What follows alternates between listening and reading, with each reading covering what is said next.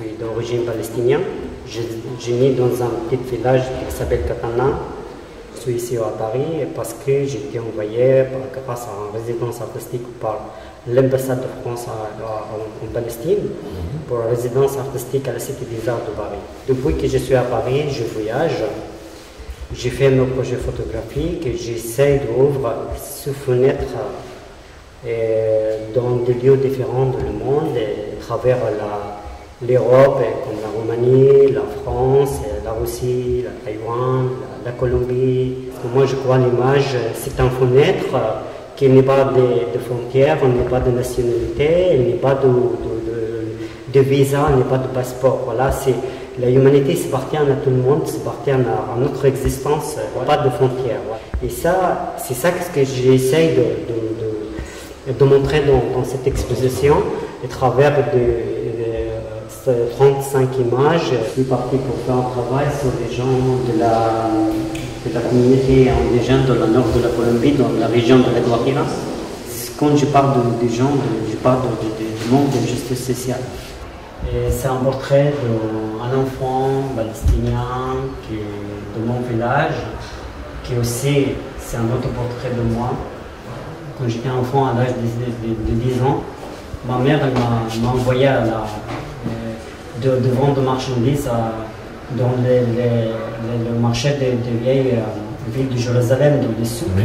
J'ai vu beaucoup de touristes avec leur appareil photo et chaque fois que j'ai vu ça, et avec des gens avec cette machine que je ne connais pas, que je n'ai jamais touché, j'étais en train d'étudier la photographie. Pendant que j'étais à l'école, j'oubliais la réalité que j'ai vue. Et dans mon esprit, j'étais libre. Et voilà, j'étais arrêté par la police israélienne. Elle m'a demandé de papier. Je n'avais pas l'autorisation nécessaire pour être à Jérusalem. Donc voilà, elle m'a mis en prison. C'était un véritable choc pour moi. Et en sortant de la prison, voilà, pour ça, j'ai commencé le deuxième projet sur les travailleurs illégaux qui traversent pour aller travailler en Israël.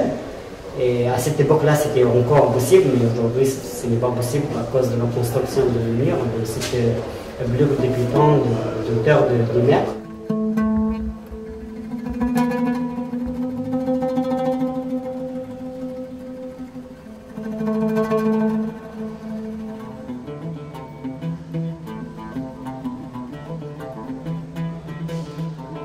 C'est un projet de recherche sur cette communauté de moines.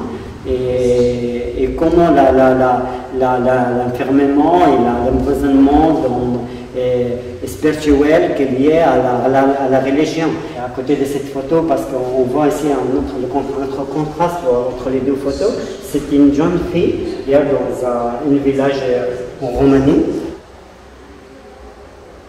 Je suis un ambassadeur temporaire pour un mois et demi, la durée de l'exposition, pour faire passer ce message.